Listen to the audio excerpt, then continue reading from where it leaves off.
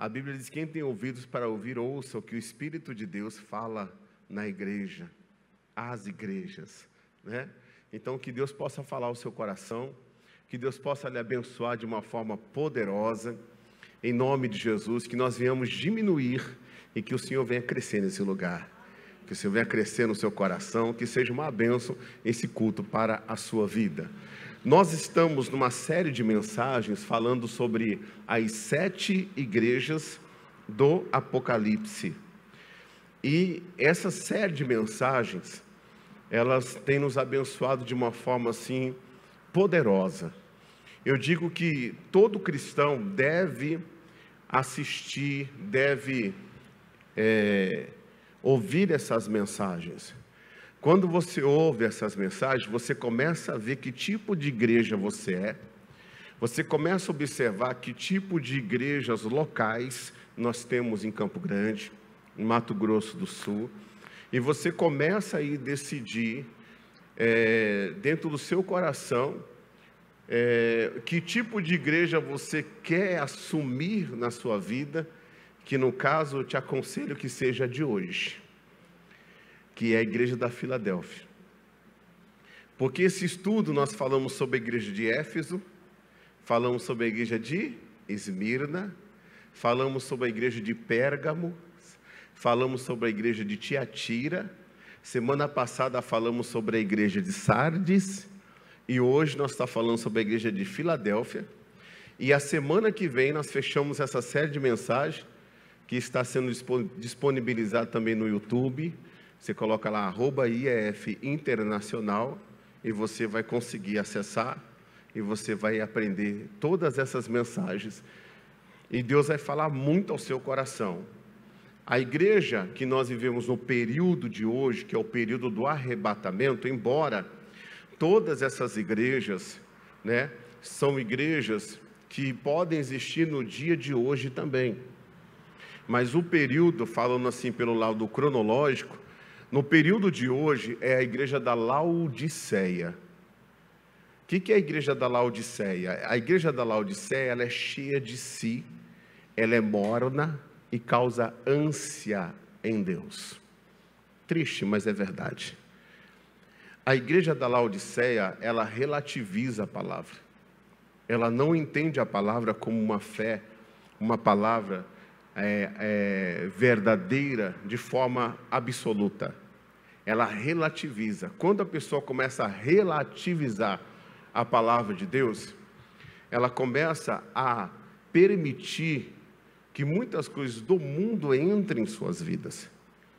Hoje você vê muitos cristãos que são assim fiéis à Escritura, mas você vê muitos cristãos que dá até vergonha de ver, pessoal, que não representa Cristo verdadeiramente, porque relativiza a palavra de Deus, negocia a palavra de Deus, e nós não podemos. A Bíblia diz que é sim, sim, e não, não. Passou disso, é do inimigo, é do maligno, é sugestão dele. Essa igreja da Laodiceia é a igreja que acha que vai ser arrebatada, mas se Jesus voltar, ela fica. Essa igreja precisa despertar. Nós precisamos assumir em nossas vidas a igreja da Filadélfia, que é essa que você vai aprender no dia de hoje. Uma igreja que agradou a Deus, a igreja que mais esteve nas mãos do Senhor. E se ela está aqui na Bíblia e ela esteve nas mãos do Senhor, eu posso e você pode. Não por capacidade própria, mas por sermos, na nova aliança, empoderados pelo Espírito Santo, para guardarmos os estatutos de Deus, as palavras de Deus e colocarmos em prática. Que o Senhor fale muito ao seu coração no dia de hoje. Ontem eu estava tão feliz, irmãos, quando eu comecei a ler sobre isso, na sexta-feira, comecei a estudar. Foram 4 horas ali estudando, depois passamos, revisamos, foram mais de 4 horas até, para chegar até aqui, até você, ali buscando, que nós sentimos de Deus de fazer isso. E eu fiquei tão feliz, porque Deus mostrou tanta coisa para nós, que ontem eu acordei tão alegre. Ontem foi, acho que um dos dias assim, acho que é um dos dias mais felizes que eu já vivi.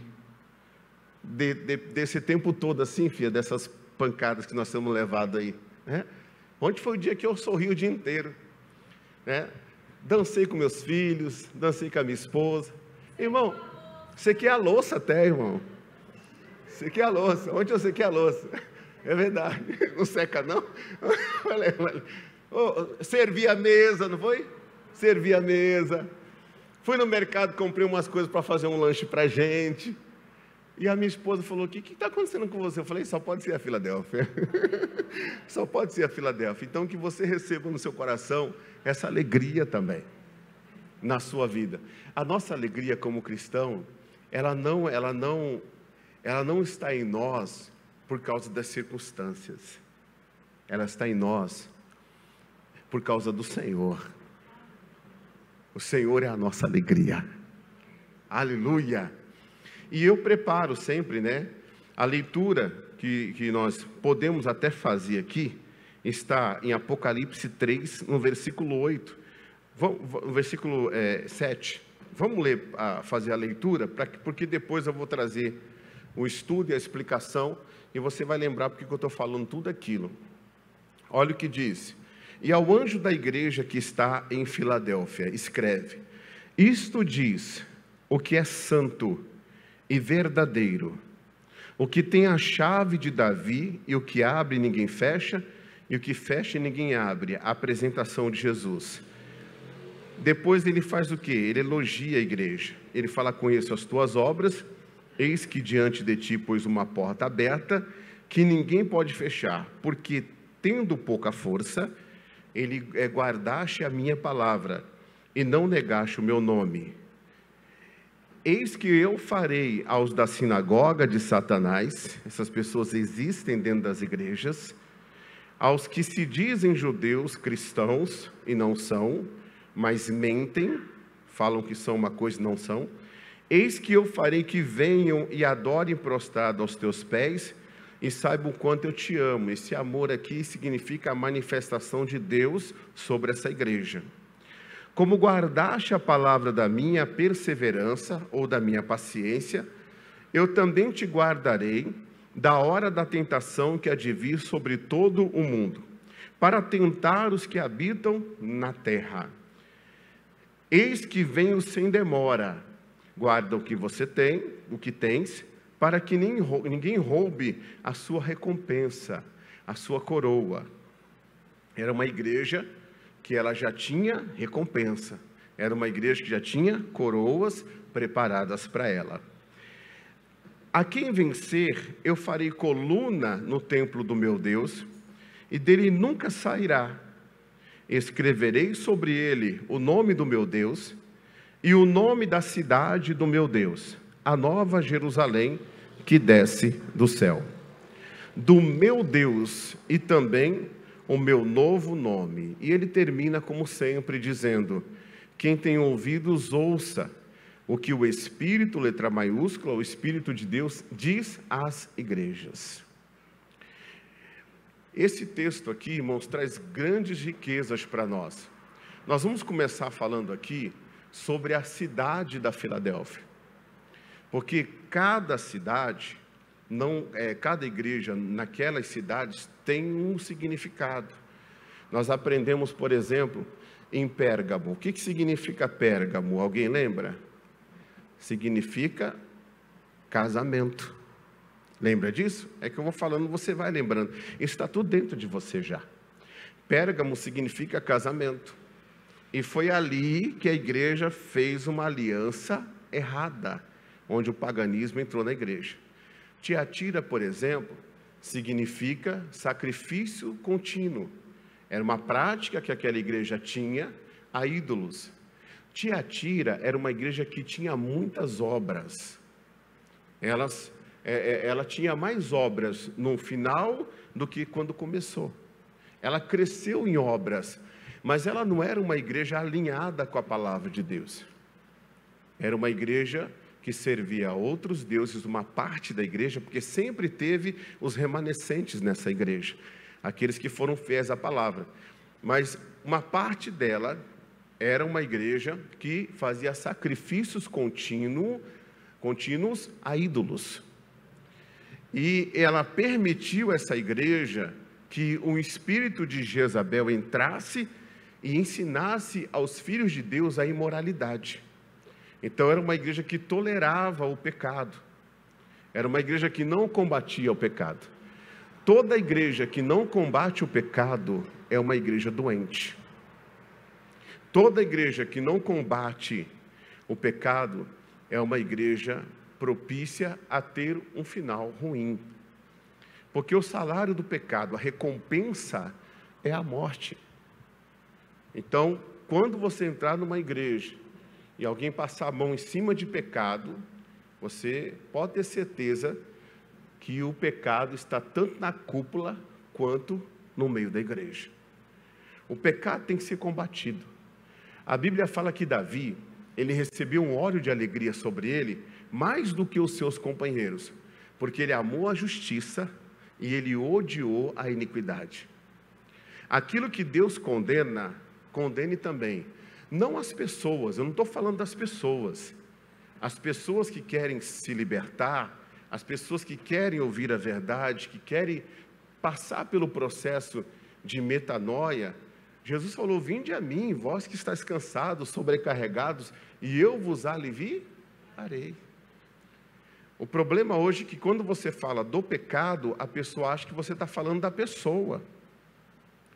E jamais é para julgar a pessoa ou para pisar na pessoa, mas é para que o pecado saia, porque o pecado é o problema da pessoa, é o que vai fazer a pessoa sofrer. O pecado é uma legalidade que o ser humano dá para o inimigo entrar, matar, roubar e destruir. Então, seja você quem for, chegou diante de Jesus, fale para Deus: Deus, eu quero ser livre do pecado. Eu quero me arrepender, que o sangue do Senhor passe na minha vida e me santifique, me justifique. Eu não serei perfeito nunca, você não será perfeito nunca. Mas com o Espírito Santo na nossa vida, ele vai nos empoderar para que nós venhamos permanecer na palavra de Deus. E se porventura algum acidente de percurso acontecer, você não vai insistir naquilo, porque o Espírito de Deus vai te convencer. Ele te convence do juízo, do pecado, do juízo e da justiça. Diga amém, Jesus? Ele te convence. Por isso que você não consegue continuar mais naquela vida. Você é uma pessoa que Deus vai estar trabalhando em você. O Espírito de Deus foi enviado para nos ajudar. O que o Senhor Jesus falou, gente, para os apóstolos? Ele disse assim, ó: não vos deixareis órfão. Você imagina uma pessoa, irmão, uma criança órfã. Como é que o caráter dessa criança vai ser formada? Quem que vai falar para essa criança? Quem que vai ensinar essa criança? Se ela é órfã? É muito difícil. É muito complicado. Às vezes a gente vê uma história de um órfão que conseguiu se superar e se dar bem na vida, mas é um ou outro. É um ou outro. Quando Jesus falou assim, ó, não vou deixar vocês órfãos, sabe o que ele estava falando? Até aqui eu estive com vocês, trabalhando os desvios de vocês. Se você ler a história de Pedro, Jesus, a gente vê nitidamente Jesus trabalhando os desvios dele. E é o que Deus faz conosco aqui. Amém, Jesus? É o que Deus faz conosco. Aí ele subiu para o pai e falou: não vou deixar vocês órfãos, vocês fiquem em Jerusalém, até que do alto vocês sejam revestidos de poder. Eu vou enviar o Espírito Santo sobre a vida de vocês. E o Espírito Santo veio para quê? Para nos ensinar, para nos convencer. O Espírito Santo veio para nos instruir. Ninguém consegue interpretar a Bíblia Sagrada de forma correta se não for pelo Espírito do Pai, se não for pelo Espírito de Deus. E é importante que até para ouvir a palavra de Deus, você precisa ter o Espírito de Deus crescer no conhecimento e no mover do Espírito Santo. Por quê, pastor? Porque enquanto eu estou pregando, o seu coração tem que ir na palavra. E o próprio Espírito Santo, ele vai testificar no seu coração de que o que está sendo pregado, de fato, está sendo fiel às Escrituras. Está sendo fiel às Escrituras. Irmão, o povo sofre porque falta conhecimento. Oséias 4:6. Eu gosto de dar exemplos aqui, mas não é porque eu estou falando mal de igreja, falando mal de pastores, mas é para você entender. Eu estou falando mal de uma prática errada. Um amigo um dia chegou para mim e falou assim: pastor, eu fiz um ato de fé na igreja, eu estava precisando de uma bênção para pagar o aluguel, e Deus me deu uma inspiração. Eu falei: é mesmo? O que foi? Pastor, Deus falou comigo sobre a palavra, a oferta que Naamã levou para Eliseu. Foi mesmo? Foi. Eu falei: mas irmão, abre a Bíblia aí. Ó. Aqui fala que Deus falou para não receber a oferta de Naamã. Ele falou: não, mas eu leio só até aqui. Daqui para baixo eu não leio, não. Deu para entender a coisa? A pessoa que ela não tem conhecimento da palavra de Deus, ela facilmente é enganada. Mas a pessoa que tem conhecimento da palavra de Deus, ela sabe muito bem quando a palavra vem do Espírito ou não. E é tão gostoso a gente andar e viver pelo Espírito Santo. Andar na presença de Deus. Viver a presença de Deus. E até quando o Senhor escolheu essa cidade, como eu falei, tem um propósito. E na cidade, irmãos, de Filadélfia, vai lá, cidade de Filadélfia. A cidade de Filadélfia, irmãos, ela foi construída como um centro de cultura grega, por volta do ano 200 a.C. Ela ficava a cerca de 50 quilômetros do sudeste da cidade de Sardes, que foi a igreja que nós pregamos semana passada. E era muito lembrada por conta do seu vinho excelente. Quando Deus escolhe algo, Deus tem um propósito em nos ensinar até no nome da cidade. Olha isso. Até no nome da cidade. A cultura dessa cidade era uma cultura o quê? Grega. Qual que é a cultura do mundo? Qual que é a cultura do mundo? É completamente diferente da cultura dos filhos de Deus. Tanto que o Senhor Deus fala assim, ó, aquele que ama o mundo, e aquilo que no mundo há, o amor do Pai não está nele. Quando Jesus veio, Jesus não veio para os gregos, Jesus veio para os judeus. A salvação vem dos judeus. Só que a sua família, os judeus, não o receberam. E ele diz em João 12, a todos quantos receberem Jesus, receberão o poder de serem feitos filhos de Deus. Aos que creem no seu nome, que não são influenciados nem pelo sangue, nem pela vontade da carne, e nem por varão, mas são dirigidos por Deus. Quando fala de cultura grega aqui, irmãos, é porque se você já estudou, você sabe que ali na Grécia, o que tem de deuses estabelecidos ali, não são brincadeira. E o Senhor plantou uma igreja fiel, num lugar pagão. O meio que você vive, não pode influenciar você. Onde você é colocado, você tem que assumir que você é Filadélfia naquele lugar. Você entrou numa empresa, você é Filadélfia naquele lugar. Pastor, o meu patrão não tem uma fé em Deus, mas eu tenho. José e Faraó, irmãos.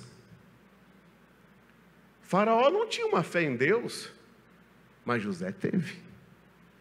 E quem prevaleceu? O Deus de José ou os deuses do Faraó? O Deus de José. Outra característica muito importante nessa cidade é que ela ela é conhecida e celebrada por causa do vinho excelente que ela produzia. E eu quero aqui falar sobre o vinho também. Existem muitas pessoas que pregam a favor da bebida. Assim como um pouco de fermento leveda toda a massa, assim um abismo chama outro. Nem todas as coisas que me são listas convêm para um filho de Deus. E algumas pessoas pegam o texto de João capítulo 2 e falam que Jesus transformou a água em vinho. Primeiro, aquele texto se trata do primeiro milagre que Jesus fez. Aquele texto, irmãos, está falando profeticamente das bodas do Cordeiro. Você pode observar que ele começa Jesus como convidado e termina com o esposo. Quando fala das 6 talhas, ali fala do número do homem. E a água é colocada na talha que estava vazia. O homem sem Jesus, sem Deus, ele é vazio, irmãos. E ali já tinha se esgotado todo o vinho que o homem tinha preparado. Geralmente a gente vai para Deus quando todo o nosso vinho é esgotado. A gente fica com aquele vazio. E Jesus está ali e de repente a gente pega Jesus e convida ele para a nossa vida, mas depois que convidamos ele para a nossa vida, nós o colocamos como Senhor da nossa vida. E aí quando colocamos ele como Senhor da nossa vida, aquilo que está vazio começa a se encher de água, e a água representa a palavra de Deus. A água significa o Evangelho. E quem que enche as talhas de água? Os servos. O que Deus nos chama? De filhos. Mas Deus nos chama de servos e de amigos também. Então nós vamos até a Bíblia e começamos a pegar a palavra de Deus e começamos a dar um pouco do nosso tempo para Deus e começamos a encher o nosso coração, o nosso espírito com a água. Vai enchendo com a água. Essa água que João 15:2 nos diz que nos lava. Essa água que chama a pregação da palavra de Deus, que nos purifica e que nos santifica. Essa água que nos limpa, essa água que jorra do trono de Deus, como diz Ezequiel 47. Nós pegamos essa água, a mesma água que ele fala para a mulher samaritana, que ela poderia ter dentro do ventre dela, a qual ele ofereceu para ela, que era água viva. E quando começaram a colocar essa água dentro daquela talha, essa água não ficou como água, ela foi transformada em vinho. E quando eles provaram, eles disseram o quê? Que aquele vinho era diferente daqueles que eles bebiam. E eles já tinham vindo ali bebendo bem, porque a festa do judeu durava uma semana. E seria desonroso para o mestre-sala se o vinho acabasse antes do período da festa. Jesus estava ali também, irmãos, para honrar aquele mestre-sala. Olha que coisa interessante, para servir ele, para abençoar ele. O mestre-sala, ele foi abençoado. Ele foi abençoado. E Jesus fala, encher de água essas talhas. Eles encheram, transformou em vinho. Leve para o mestre-sala, levaram. O mestre-sala provou a água feita vinho. A água veio de dentro da talha. Essa talha quem é? O ser humano. Você sabe que as pessoas, depois que você se converte, elas provam de um ser humano melhor? A mulher começa a provar de um marido melhor. O marido começa a provar de uma mulher melhor. As coisas começam a mudar. E o vinho que os judeus tinham como bom, não era o fermentado. Você pode estudar sobre isso. Era aquele puro. Que também tomado em excesso pode embriagar. Você vê Noé? Noé bebeu o suco de uva puro. E ele ficou meio xarope. Ficou meio doidão. Não tem nada a ver com vinho alcoólico isso, irmãos.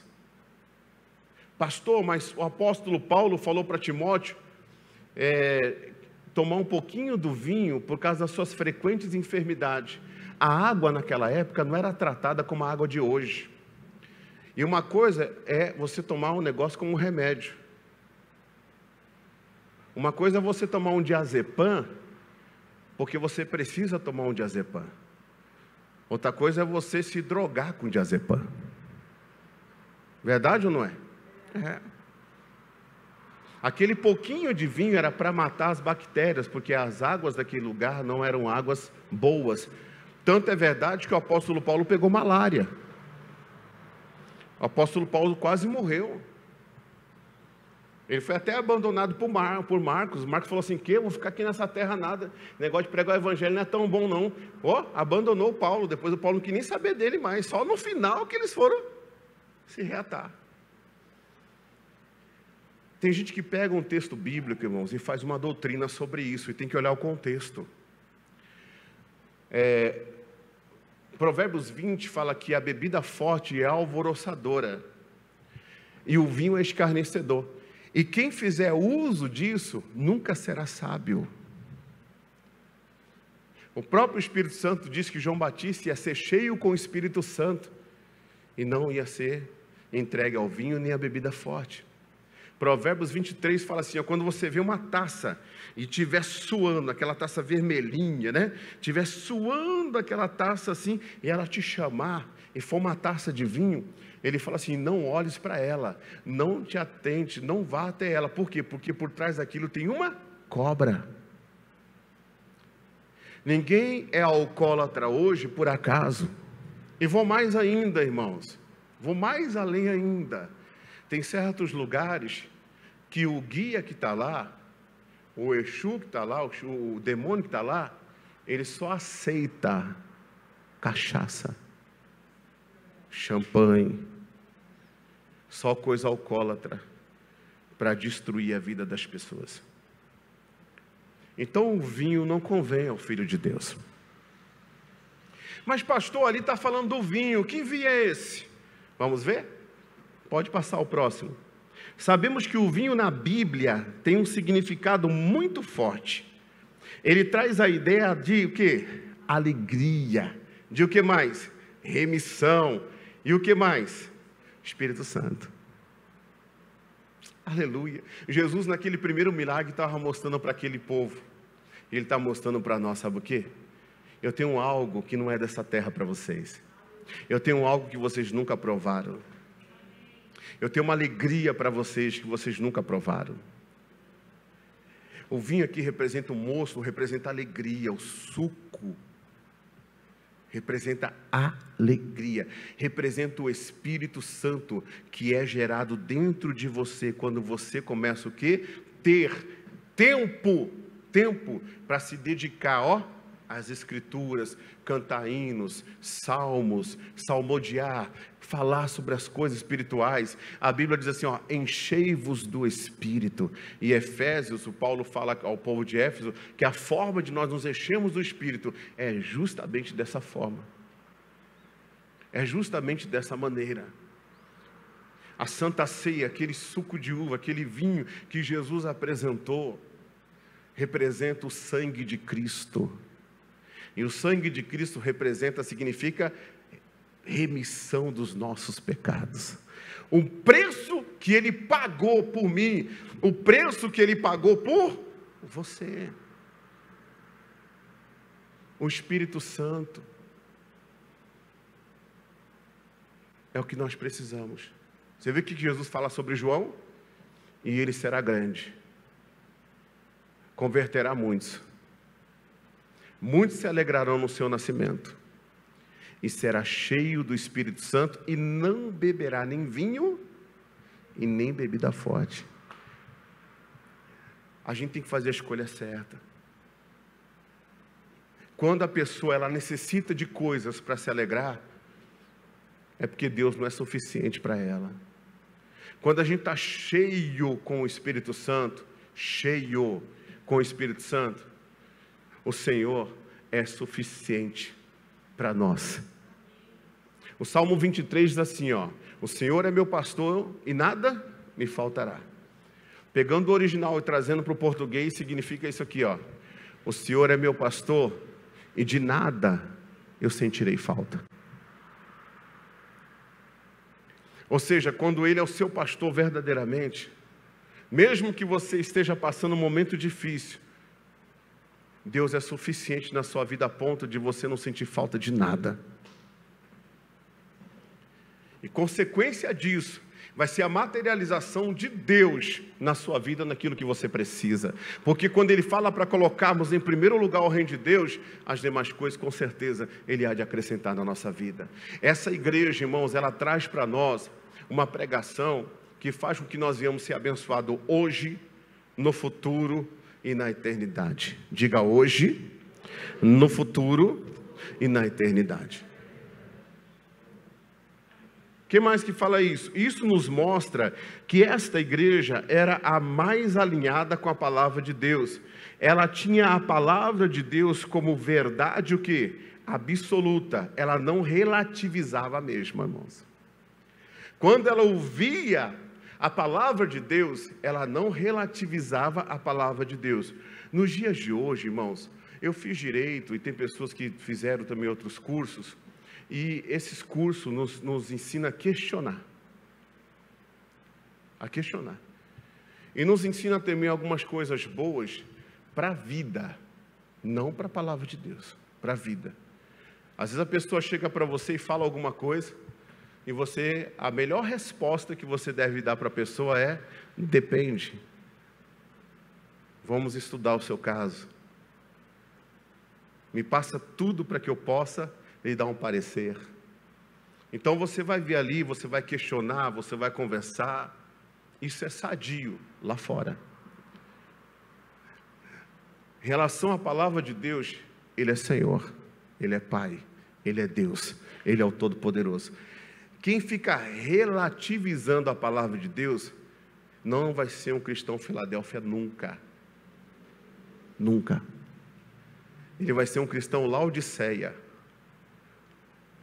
Ele vai ser um cristão que ele vai defender algumas coisas que com certeza fará parte da vida dele e que vai privar ele de provar do melhor de Deus, do melhor do Senhor. E o que a gente vê hoje de pessoas relativizando a palavra de Deus não é brincadeira. Essa igreja, ela foi uma igreja firme, fiel. O que Deus viu nessa igreja, que mexeu com ele, foi porque essa igreja, ela recebia de Deus uma inspiração sobre a palavra de Deus, e de uma forma aberta, diante de quem quer que seja, quem quer que fosse, eles pegavam ali e eles pregavam a palavra de Deus da forma que Deus mandava. Eles pregavam a palavra de Deus da maneira que Deus falava. E isso chamou tanto a atenção de Deus, que essa igreja não teve uma condenação, essa igreja não teve repreensão, essa igreja, irmão, só teve porta aberta. Só teve o quê? Irmão, se nós formos Filadélfia, nós não vamos precisar ficar correndo atrás de bênçãos. As bênçãos virão e nos alcançarão. Diga amém, Jesus. É importante dizer que a Filadélfia era uma cidade grega, mas nela habitavam muitos judeus, cristãos, trazendo uma mensagem. Essa cidade também trazia uma mensagem de superação e o que, pessoal? E recomeço.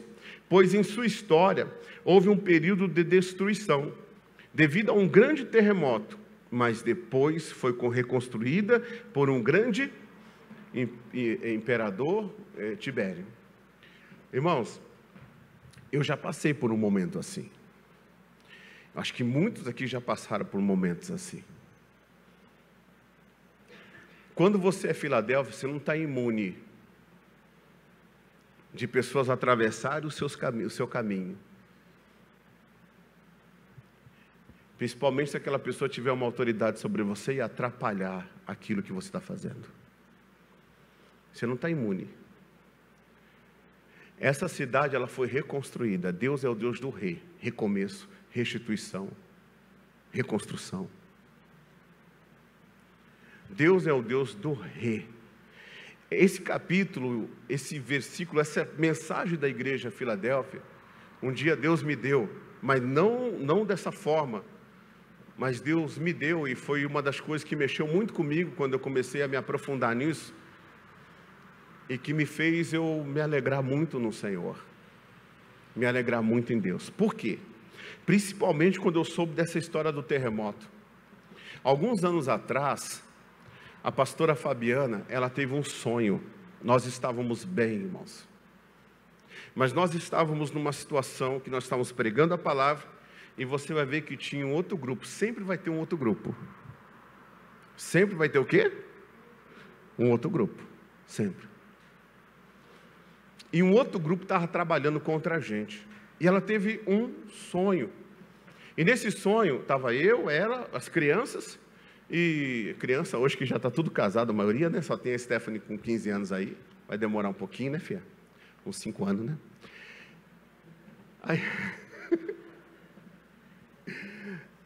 Aí, irmãos, estava a mãe da Fabiana. E ela estava assim no local. E de repente ela olhou e viu um terremoto vindo. E quando ela viu aquele terremoto vindo, no sonho dela ela falou que ela nos abraçou e falou assim: gente, não fiquem com medo. O terremoto não tem como escapar. Não tem como escapar. Ele vai passar. É igual a cova dos leões. Não teve como escapar. Tem coisas que Deus não vai te livrar da cova, mas vai te livrar na cova. Vai te proteger na cova. Não tem como escapar. E a gente ficou, ela falou que a gente ficou agachadinha ali e o terremoto passou. Quando o terremoto passou, sabe aquela situação em que você abre o olho e fala assim: ué, aonde eu estou? Quando ela abriu o olho, irmão, tinha destruído tudo. Tudo. Aí quando ela olhou para trás, tinha uma estopa assim, cheia de ouro. Essa estopa cheia de ouro coloca o nome de provisão, porque não tinha. Estava destruído tudo mesmo. E veio uma palavra e disse: recomeça. Alguém pode até, irmão, tomar sua túnica. Alguém pode até rasgar as vestes de Jesus da cruz. Alguém pode até, irmãos, ser um tropeço na sua vida. Ser uma pessoa que fez algum mal para você. Alguém pode até destruir a tua obra aqui, ó. Mas ninguém vai destruir quem você é diante de Deus. Por isso não se preocupe com aqui. Se preocupe quem você é diante de Deus. Ninguém pode destruir o que você fez para Deus. Ninguém. E eu me lembro que eu cheguei numa pessoa dessas que fizeram isso, e eu falei para essas pessoas, eu falei assim: olha, você não conhece a minha obra, mas Deus conhece a minha obra. Deus conhece. E Ele diz que abriu uma porta diante de mim, que ninguém pode fechar. Sabe que obra era essa? A evangelização. Irmãos, a igreja de Tiatira cresceu em obras. Mas em relação à evangelização, ela era uma igreja que pecava. Porque ela pregava, parte dela pregava o paganismo e fazia sacrifícios contínuos a ídolos, levando um povo inteiro a uma prática pagã. A obra que é feita social aqui na terra só serve aqui para a terra. Mas é uma obra muito importante. É uma obra, eu tenho um projeto, eu tenho sonhos para fazer uma obra dessa. Mas essa obra nunca pode sobrepor a evangelização. Você não é salvo porque você ganhou um colchão. Você não é salvo porque você ganhou um fogão. Você não é salvo porque você ganhou uma cesta básica. Mas a palavra de Deus salva você. A evangelização era a obra da igreja Filadélfia. Eles entendiam o resultado da evangelização. Por isso que na apresentação de Jesus, quando Jesus se apresenta, ele fala o quê? Ele fala que é santo, verdadeiro, que tem a chave de Davi, e o que abre ninguém fecha, e o que fecha ninguém abre. Ele traz toda essa ideia para nós. O que ele está falando? Ele está se apresentando a uma igreja, que ele está dizendo: eu, como seu noivo, eu te santifico, pela lavagem da minha palavra. Irmãos, só santo santifica santo. Santifica o pecador, perdão. A Bíblia fala para o marido santificar a esposa. Mas ele só consegue santificar a esposa se ele estiver alinhado com a palavra. Se ele não estiver alinhado com a palavra, ele não vai conseguir santificar a esposa. É perigoso ele estragar mais ainda a pessoa. Se você anda com um amigo, e esse amigo não teme a Deus, é perigoso ele te estragar você. Agora, se você é a pessoa que é influenciadora ali, você vai santificar aquela pessoa. Você vai trazer aquela pessoa para Cristo. Porque uma coisa, irmãos, uma coisa é você, eu, nós andarmos com alguém. E outra coisa é alguém andar conosco. Jesus nunca andou após ninguém. Mas ele sempre chamou as pessoas para andar após ele. Então, quando você é uma pessoa que você está santificado na palavra, você homem, você vai santificar a sua esposa. Eu trouxe uma mensagem da quinta-feira, falando, até na mensagem eu falei assim: mulheres, para de correr atrás de homem, porque eu nunca vi na Bíblia Deus dando um homem para a mulher. Que é isso, pastor? Verdade. Eu vejo na Bíblia Deus dando a mulher para o homem.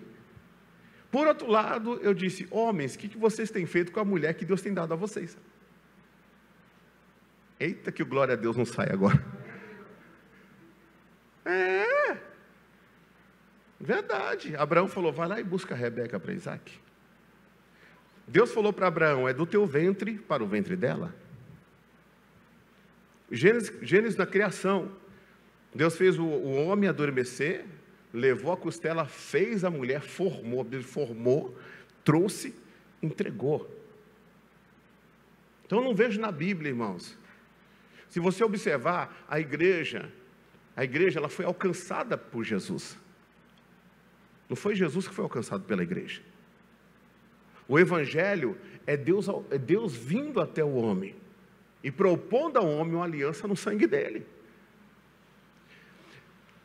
No Velho Testamento, Israel era a esposa de Deus. No Velho Testamento. Só que também tinha aquele povo que não era israelita. E o povo que não era israelita é titulado na Bíblia como gentil.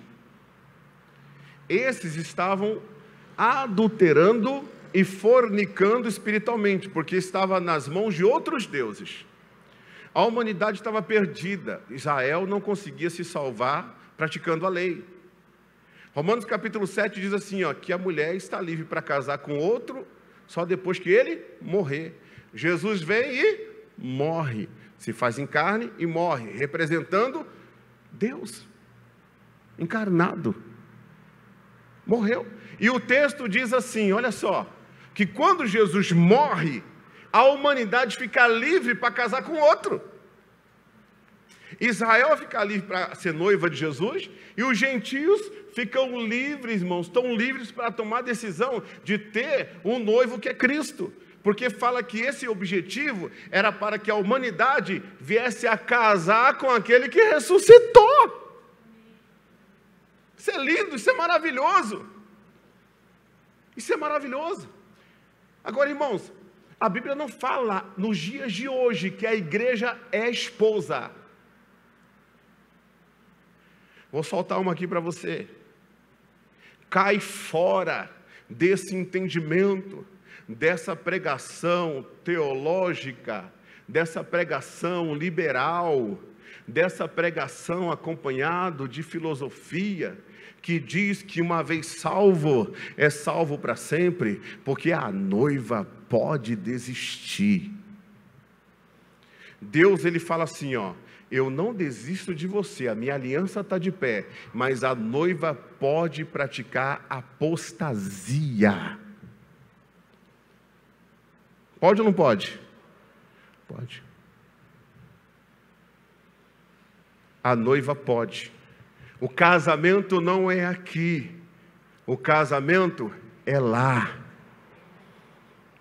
Jesus arrebata a sua noiva, leva, dá galardão para a sua noiva, leva para a boda do Cordeiro, é selado lá o casamento. Então, se você não tem uma aliança no sangue de Cristo, está na hora de fazer. E permanecer firme nessa aliança, porque o que adianta ganhar o mundo inteiro e perder a sua alma? O que adianta ganhar o mundo inteiro, ter o prazer? Quando o evangelho, irmãos, ele é pregado somente as coisas dessas vidas, os acessórios dessa vida, esse evangelho está medido por baixo, e esse evangelho é um evangelho que está trazendo miséria para o ser humano, porque aquele que espera em Cristo somente nessa vida, disse o apóstolo Paulo, é o mais miserável de todos os homens. Então nós temos que colocar em primeiro lugar o reino de Deus. Quando fala de reino de Deus, foi inaugurado antes da fundação do mundo, chegou até nós com a pregação de João Batista e de Jesus Cristo e dos apóstolos, e de grandes homens de Deus estão pregando hoje. E como que eu tenho que fazer para receber o reino de Deus, para ser introduzido no reino de Deus? Arrependei-vos. Conversão. Porque é chegado a vós o reino de Deus. A condição é o arrependimento. Esse arrependimento é mudança de pensamento. E quem muda pensamento, muda também atitude. Muda as suas sementes. E quando você muda as suas sementes, você muda também a sua colheita. Oh, glória a Deus. Você muda a sua colheita. O reino de Deus hoje está dentro de nós. Só que um dia o reino de Deus vai ser milenar. Jesus vai voltar para reinar com sua igreja, depois de casar com ela, com a sua esposa. 1000 anos, irmãos. Está em Apocalipse 19, 13 isso. Aleluia! Vai vir, vai reinar. Só que o reino não vai ser só 1000 anos. Depois vem o juízo final, a batalha do Armagedon, o juízo final. Aí depois nós vamos entrar no novo céu, numa nova terra, no reino eterno. Oh, glória a Deus. No reino eterno. Você tem uma aliança com Deus? Continue firme na sua aliança. Pastor, mas a Bíblia diz assim, ainda que eu permaneça infiel, o Senhor permanece com a aliança. Ele permanece com a aliança, mas eu posso praticar apostasia, irmãos. Eu posso me afastar de Deus a ponto de não voltar mais para Ele, irmãos. Ele vai estar sempre sendo fiel. Ele nunca vai romper a parte dele na aliança. Quando as bênçãos de Deus em Jesus Cristo, as bênçãos de Abraão em Jesus Cristo chegou até nós, a gente tem que estudar tudo que Abraão fez. E uma das coisas que Deus falou para Abraão, a minha parte da aliança contigo é, e eu quero que você faça a tua. E nós não estamos falando de lei, nós estamos falando de fé. Que alguém pode falar, mas é Velho Testamento, é a lei. Não é lei, é fé. Foi na fé que Jesus falou isso. Nós precisamos viver na fé. Nós precisamos andar na fé. Nós precisamos caminhar na fé. O que é caminhar na fé? Pensamento positivo, vai dar certo. Deus é comigo. Essa caixa vai funcionar. Esse fio vai funcionar. Não, não é só isso não. Não é só crer no impossível não. É você andar no entendimento que Deus traz para você. Fé é entendimento. Fé é entendimento. É isso que é fé. Deus tem uma chave. E quando Ele fala dessa igreja, irmãos, e fala que a porta está aberta e que ninguém pode fechar, Ele está falando, sabe do quê? Eu vou fazer um resumo aqui, senão a mensagem vai se estender demais, depois eu forneço para vocês Ele fala o seguinte, o Senhor Jesus, começando falando, Ele fala sobre a sua obra, e que Ele tinha conhecimento das obras que eles faziam. Que obras eram essas, irmãos? Era uma obra evangelística. Eles eram pessoas, irmãos, que eles praticavam a evangelização.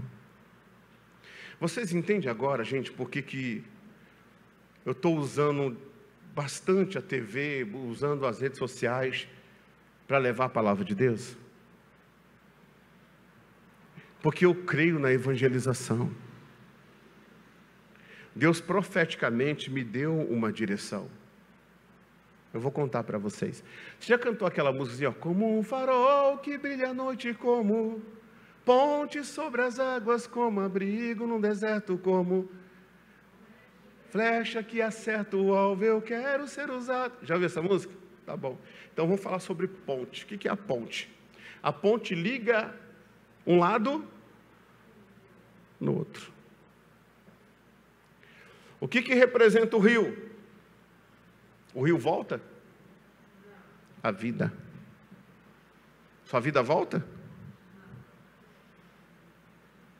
Não volta. A nossa vida não volta. Deus me mostrou em cima dessa ponte. Mas não em cima da ponte em qualquer lugar. No meio. Onde? No meio. Por quê, pastor? Porque existe um lado direito e existe o lado esquerdo. O que Provérbios diz? Que o lado direito é espiritual. O lado esquerdo é riqueza e honra. Do lado direito tinha um homem, isso foi profético, foi entregue para mim, com os olhos que ele enxergava o globo terrestre. O que tinha nos olhos dele? O globo. Quem pode ver tudo ao mesmo tempo? Quem que é onipresente? Gente, eu estou falando isso aqui com muito temor a Deus. Não estou querendo enganar ninguém aqui. Se eu estiver mentindo para você, irmãos, eu quero que Deus me mate agora. Eu não preciso fazer nenhum tipo de... Eu não sei nem fazer teatro, irmão. Tem gente que até fala, pastor, o senhor prega muito mansinho, eu não sei fazer teatro, irmão. Eu sou autêntico. E aí estava esse homem. Esse homem estava do lado direito. Uma pessoa foi mostrada também do lado esquerdo, que ajuda muito. Que foi uma das pessoas que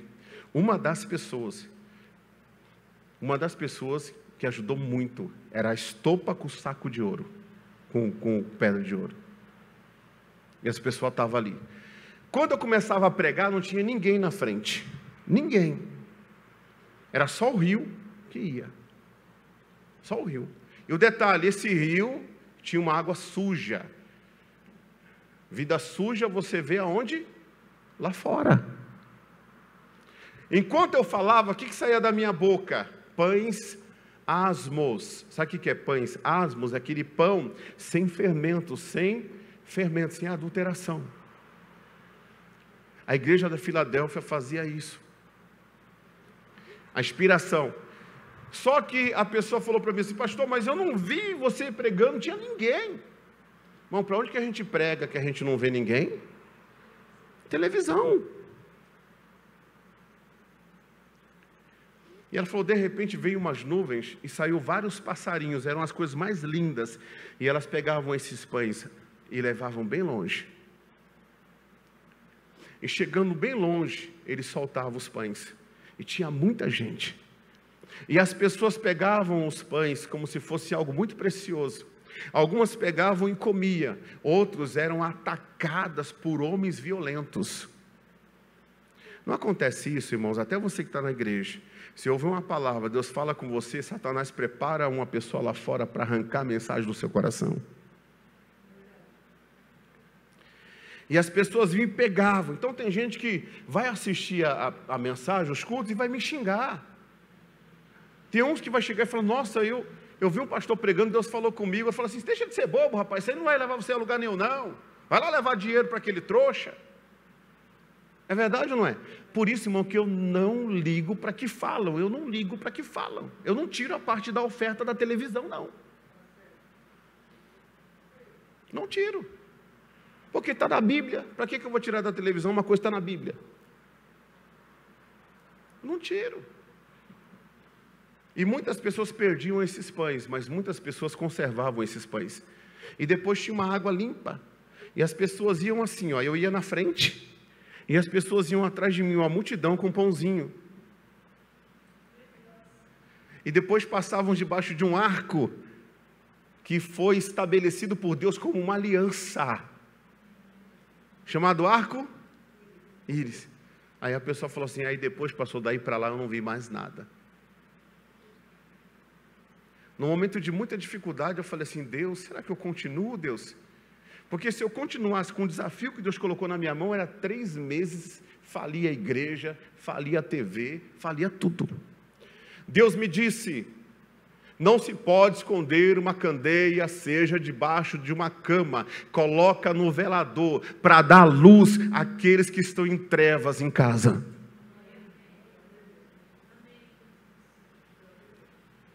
E eu fico tão feliz de receber tantas mensagens de pessoas falando, eu estou assistindo, eu estou assistindo, eu estou assistindo. Então receba essa luz, receba porque é de Deus. Que trabalho é esse? Evangelização.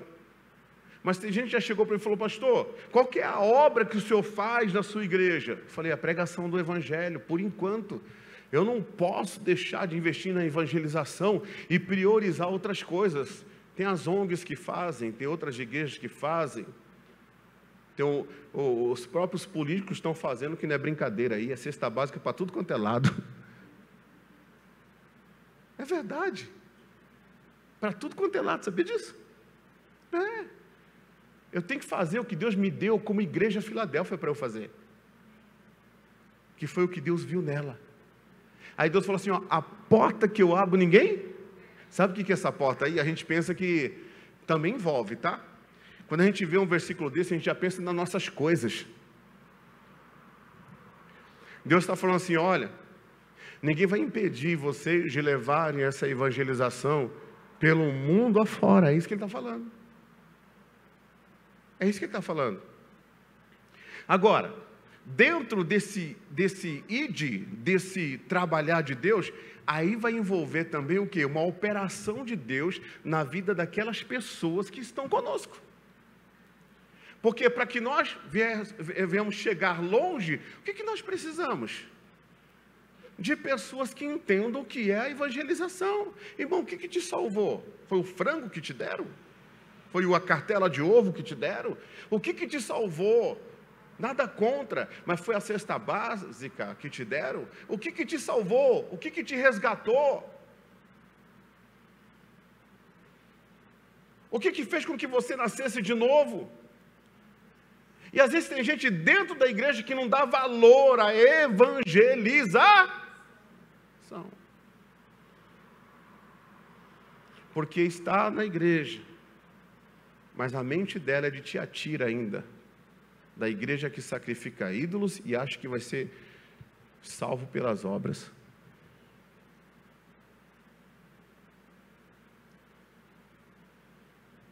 Quando Deus viu isso nessa igreja, Deus louvou o posicionamento dessa igreja. Diga amém, Jesus.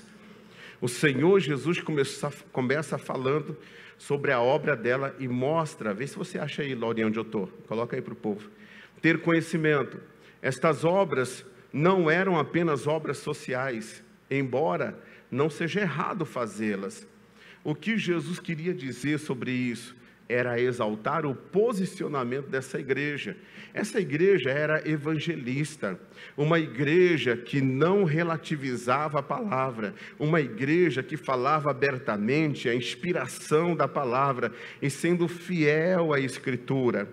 Por isso, ela teve a porta aberta para avançar e levar o evangelho até os confins da terra. Jesus ficou muito feliz em ver que, mesmo sendo uma igreja com pouca força, se referindo à fragilidade humana, eles não negavam a palavra. As pessoas dessa igreja confessaram diante de tudo e de todos que Jesus se fez carne.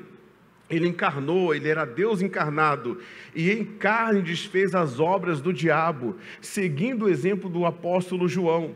o qual brigava até mesmo com os gnósticos na época, porque eles traziam a ideia de que Jesus não podia ter encarnado. A igreja da Filadélfia teve que ser firme na palavra, porque houve um período que surgiram alguns teólogos mais liberais, influenciados pela filosofia, trouxeram a prática do questionamento para dentro da igreja, introduziu a semente da dúvida com o propósito maligno de impedir que a pregação fosse misturada com a certeza, com a fé daqueles que a ouviam, gerando incredulidade e, consequentemente, o fruto da pregação não acontecia. Então, de um lado tínhamos uma igreja atuante, de outro, alguns teólogos liberais e filósofos que tentavam desconstruir a fé e o anúncio da palavra de Deus, o qual a igreja pregava com muita fidelidade, mas a igreja continuou firme, e é isso que devemos fazer, continuarmos firmes, mesmo que outras vozes se levantem contra a nossa fé. Se perseverarmos, com certeza seremos abençoados e honrados, isso mesmo, pelo nosso Deus, assim como veremos a seguir, ou seja, o quanto Deus vai se manifestar e o quanto Deus vai amar aquele que permanecer fiel. E o que fala seguir, para a gente concluir? Todos verão o quanto eu te amo. Ele falou isso.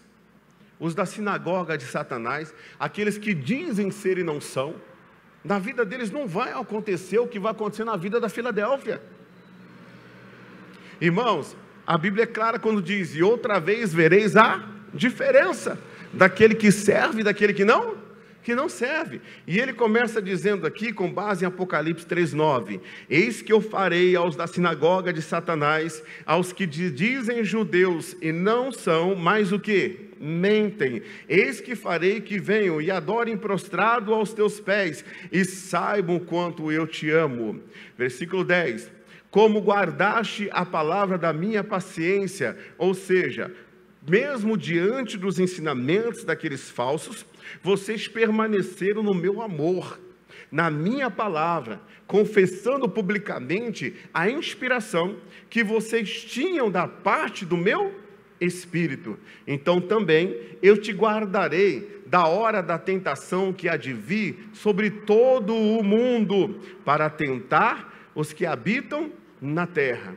Outra coisa importante que temos que dizer é, Apocalipse 3:11, eis que venho sem... Ele está falando do arrebatamento. Então, embora essa igreja, na questão contemporânea, está lá atrás, anos atrás, profeticamente essa igreja hoje pode ser também algumas pessoas posicionadas preparando o arrebatamento, preparadas para o arrebatamento. Irmãos, as coisas vão melhorar. A Bíblia fala em Mateus 24, que quando Jesus voltar para arrebatar a sua igreja, vai ser como na época de Noé. Vai ser como na época de quem? Você já viu como é que era naquela época? O povo estava em paz. Ninguém estava nem aí para Noé, porque Noé pregava. Estava nem aí. O povo estava se reunindo para beber, se reunindo para namorar, se reunindo para curtir as suas coisas. E o povo estava desprezando completamente. O povo estava praticando a verdadeira apostasia, isso mesmo. O Noé entrou na arca com seus animais, ninguém percebeu. O arrebatamento vai vir dessa forma. Vai ser como um piscar de olhos. Depois que Noé entrou na arca, quem fechou a arca pelo lado de fora? Foi Deus. Depois do arrebatamento de Noé, que Deus guardou Noé, veio o juízo. Veio o dilúvio. Eu não sei se vai ser através de vacina, eu não sei como é que vai ser, mas essa pandemia vai acabar. Nós vamos voltar ao normal. Você pode ter certeza, mas nós temos que vigiar, porque quando tudo estiver tranquilo, aqueles que se perderem nas suas coisas, poderão ser pegos de surpresa. Está pegando aí? Poderão ser pegos de surpresa. Porque na época de Noé, o pessoal não estava com máscara na cara, vivendo enfermidade, não. Estava casando, e estava, e vai, é festa daqui, e é festa dali. A carne estava tomando conta, irmãos. A carne estava tomando conta. E de repente Jesus veio e fechou. Colocou ele e a família dele dentro dos bichinhos. E fechou a arca. Ninguém percebeu. Daqui a pouco veio a confirmação de tudo aquilo que ele pregava. Só que quem fechou a arca pelo lado de fora foi Deus. Porque Deus é amor, mas Deus é justo. Deus fala para a gente ficar atento que o Espírito Santo, para Ele nos convencer do juízo. O Espírito do Senhor é sobre mim, Jesus falou, para anunciar o dia da vingança do nosso Deus. Quando Jesus voltar aqui pisar no Monte das Oliveiras, Ele não vai voltar para remir a igreja não, Ele vai voltar para juízo. A misericórdia agora. Venho sem demora. Aí Ele fala assim, guarda o que você tem. Aquilo que eles tinham agradavam a Deus. Conserve isso que vocês têm. De um lado, um povo teólogo liberal, querendo implantar dentro da igreja o questionamento a Deus. Irmão, você pode me questionar. Você pode questionar uma direção humana minha. Mas a palavra de Deus, pelo amor de Deus, não faça isso. Porque quem é o caco para dizer ao seu Senhor o que Ele tem que fazer? A palavra de Deus não questione. Não questione. Ela é Senhor na nossa vida. Ela é Jesus, irmãos. Está em Apocalipse 19:13. Ela é Jesus. Está escrito lá, o nome dele é a palavra de Deus. Ela é Jesus. Ela é Jesus. Guarda o que você tem, continua sendo firme. Por quê? Porque se você não guardar o que você tem, você pode perder a sua recompensa. Lembra que eu falei que a bênção é para hoje, para o futuro e para a vida eterna? A igreja de Filadélfia, o que Deus falou para ela? Eu vou te guardar da tentação que advém na terra. Eu vou te guardar. Não é isso que ela falou? Deus falou? Pois é. Eu vou abrir uma porta diante de você. Está falando do quê? Da terra. Que ninguém pode fechar. Ninguém. Aí agora ele está falando do quê? Da eternidade. Ele está falando do quê? De coroa. Diga amém, Jesus? De coroa. Então não esfrie na fé, permaneça caminhando sobre o entendimento, priorizando a evangelização. Irmãos, eu trouxe aqui as 5 coroas. Posso citar para você rapidamente? Quem quer saber das 5 coroas? Você quer saber? Então vamos lá. Olha só. Acompanha comigo ali, ó. Primeira coroa. A coroa incorruptível ou dos vencedores. Diga, eu tomo posse dessa bênção. Quem que vai receber essa coroa? São as pessoas que diante das provações permanecerem firmes, confiando em Deus, mesmo que o seu exterior esteja abatido, o seu interior é conservado incorruptível, como diz a carta de Paulo aos Coríntios, capítulo 9, versículo 25 ao 27. Vai ter dia, irmãos, que vai dar vontade de desistir.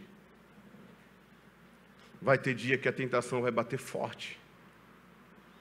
Vai ter dia que não vai ser fácil. Vai ter dia que você vai ser bombardeado na sua mente. Vai ter dia, irmãos, que as lutas vêm, as aflições surgem. Só que Deus está falando assim, ó, ainda que as pessoas olhem para você e vejam você meio que abatido por causa da sua situação, dentro de você, você tem que ser conservado incorruptível. Com a presença de Deus dentro de você, E se alguém falar alguma coisa, você fala assim: Deus é maior na minha vida, Deus está comigo, Ele vai me tirar dessa. Esse mal não vai prevalecer contra a minha vida. Eu não vou deixar meu Deus por nada e nem por ninguém. Em nome de Jesus, eu vou até o fim. As pessoas que fizerem isso vão receber uma coroa. A coroa incorruptível, a coroa dos vencedores. A segunda coroa, coroa da justiça. O Evangelho, Jesus pregou sobre o reino de Deus. Trouxe a salvação e pregou sobre o reino de Deus. E o reino de Deus, qual que é a base do reino de Deus? Justiça, paz e alegria no Espírito. A coroa da justiça será dada para quem? Será dado para aqueles que se mantiverem fiéis às Escrituras. Por isso que eu falo, irmãos, tem gente aí pregando que não importa o que você faz com o seu corpo. Cai fora, você está perdendo. Essas pregações aí, eu não digo que seja maldade, mas seja talvez falta de conhecimento. Que a gente não pode julgar as pessoas. Mas, irmãos, quando você ouve uma pregação que você não deve ter compromisso com o Evangelho, que você não deve ter compromisso de respeito com o seu líder, que você não deve ter compromisso com a igreja que você congrega, que você não deve dizimar nem ofertar, essa pessoa está roubando a tua coroa da justiça, porque justiça é dar a cada um que é devido. É recompensa. Não deixe ninguém roubar essa coroa de você. Teve um rapaz que falou assim: pastor, e se a gente chegar lá no dia do juízo e Deus vai falar assim: essa Bíblia aí, quem escreveu foram os homens, né? E não tem nada a ver não, eu morri por vocês, vocês estão todos salvos, não importa se você se prostituiu, se você fez isso, se você não dizimou, se você não ofertou, se você não tomou Santa Ceia, se você não foi igreja nessa terra, se você não foi membro de igreja, você desprezou o congregar que foi falado lá aos Hebreus para que nós conservássemos, né? E aí como é que fica? Eu falei: pelo menos eu fiz além. Agora, se chegar lá e for verdade, tu acha que tu vai? Paga para ver não, filho. Primeiro, a Bíblia foi escrita por 40 homens em gerações diferentes. Gerações. Por que gerações? 1.600 anos.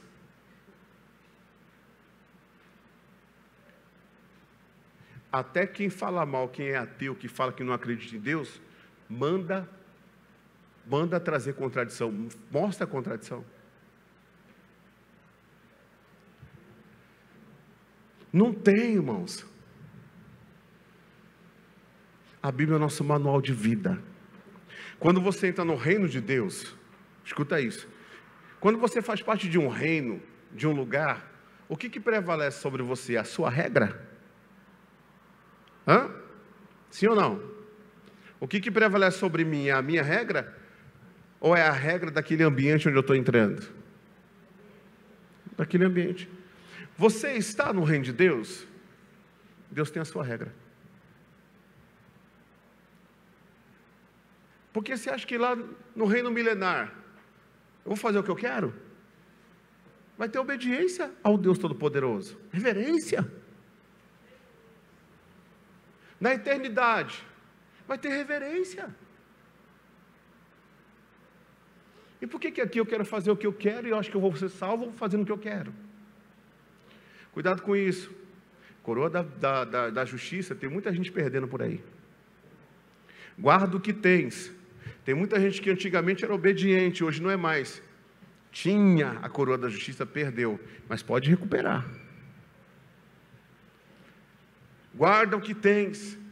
Conserva o que você tem. Terceiro, coroa da vida ou dos mártires, que será dada para todos que morrerem por amor de Jesus perseverando na sua fé até a morte. Não é somente aquela pessoa, irmão, que vai perseverar na sua fé até dar um AVC, sei lá, ou acontecer alguma coisa, a pessoa partir, ou a pessoa dormir, não acordar mais. Não, é aquela pessoa também que muitas pessoas foram, irmãos, mortas como mártires. Mortas, assassinadas por confessarem a fé cristã. Essas pessoas, elas receberão uma coroa da vida. Que mais, pastor? A quarta coroa, coroa da glória. Essa coroa da glória, irmãos, 1 de Pedro 5, 1 ao 4, fala que ela será dada para aquelas pessoas que pregaram a palavra de Deus de forma espontânea, de boa vontade, sendo exemplo para os outros. Olha que coisa interessante. O que me motiva a pregar o Evangelho esses 20 anos? O que te motiva a pregar o Evangelho? O que nos motiva a pregar o Evangelho? Qual que é a motivação do nosso coração? O apóstolo Paulo fala sobre algumas motivações. E ele fala que se você encontrar alguém pregando com essas motivações é para deixar. Só que essas pessoas não receberão coroa. Qual que é uma motivação? Tem gente que prega por dinheiro. O apóstolo Paulo falou isso. Tem gente que prega por vanglória. Tem gente que prega por vaidade. Tem gente que prega por contenda. O apóstolo Paulo falou, deixe pregar o Evangelho, só que essas pessoas não receberão galardão nenhum. Toda obra que eles fazem serão queimadas. São de madeiras de feno e de palha. Não serão recompensados. Por quê? Porque eles já foram recompensados. Agora tem um que diz assim, ó, de boa mente. Esse vai receber o quê? A coroa da glória. Se você um dia for chamado para pregar o Evangelho, coloque no seu coração, eu quero pregar de boa mente. Não é errado você ter uma ajuda de custo não, viu? O apóstolo Paulo fala, quem está no altar, que viva do altar. Digno é o obreiro do seu salário. Então não é errado. Agora, a motivação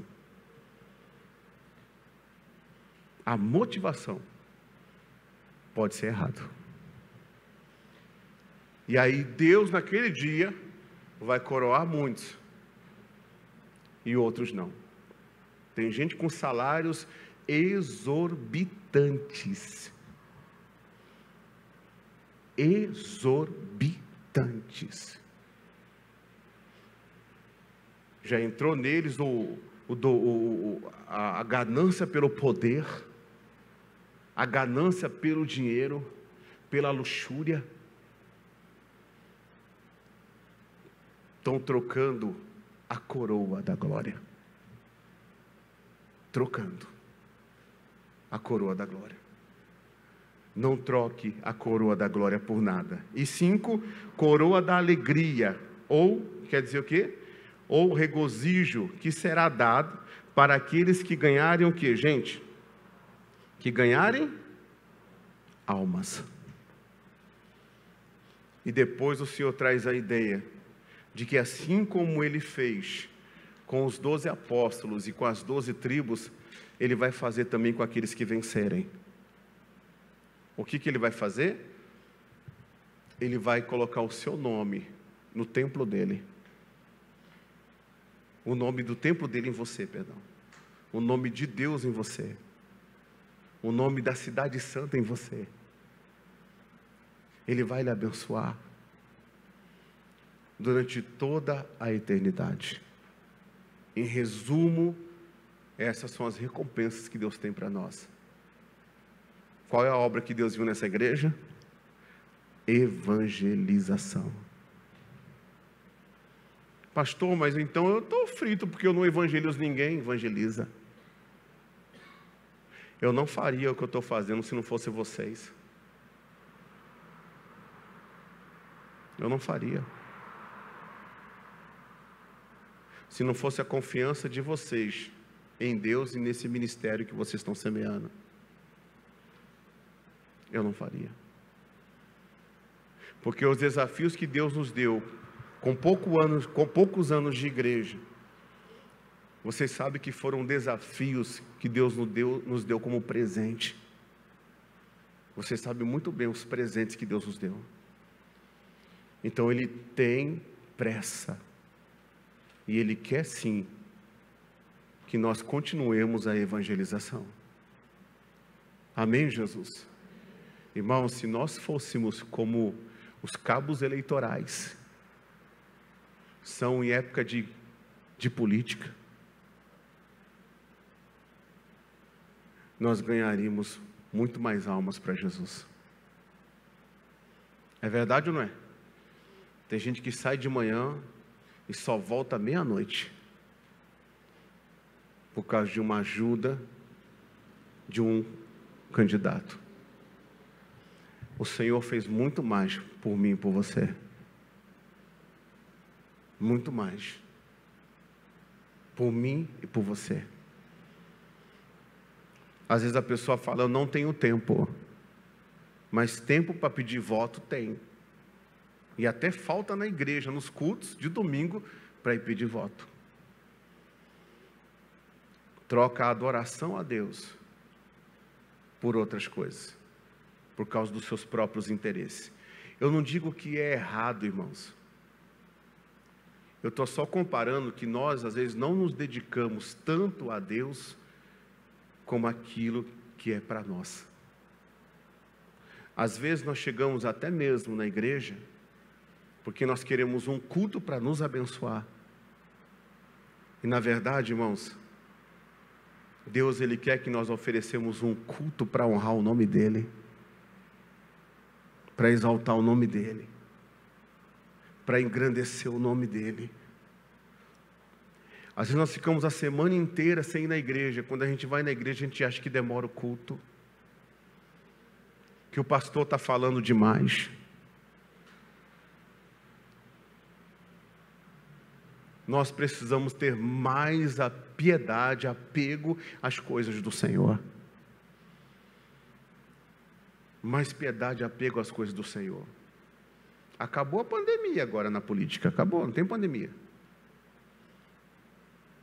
Não tem nada, não tem. Por que não tem? A vida das pessoas não era o mais importante? Não era a prioridade? Tudo balela, irmão. Tudo conversa.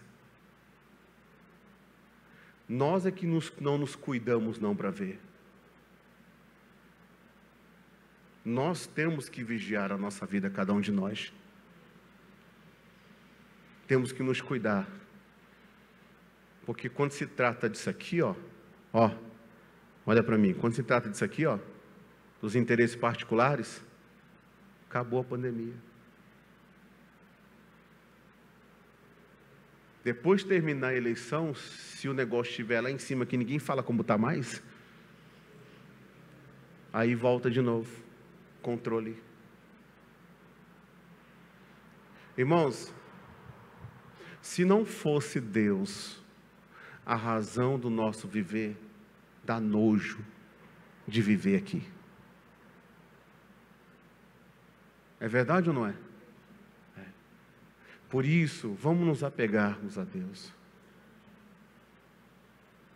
Sem Ele nada somos. Sem Ele nada podemos fazer. Coloca a última. Fique em pé, por favor. Querida Filadélfia, quem é Filadélfia aí, diga amém. Permaneça firme. Toda palavra que surgir para desviar você da verdade, da santidade do Evangelho, repreenda, Filadélfia. Expulse este mal, caso contrário, você deixará de ser Filadélfia. E pode ser que você se torne a igreja do período agora, que é a igreja da apostasia, sobre a qual nós vamos conversar sobre ela no domingo que vem. Seja Filadélfia. Alinhe a sua vida com a palavra de Deus. Deus vai fazer na tua vida o que faz na vida de poucos. Eu vou falar de novo. Alinhe a sua vida com a palavra de Deus, que até maldição herdada vai ser quebrada. Adquirida vai embora. e as proferidas não prevalecerão contra a tua vida, porque Deus vai fazer na tua vida o que faz na vida de poucas pessoas. Só Josué e Caleb entraram na terra, poucas pessoas, mas Deus vai fazer na tua vida o que faz na vida de poucos.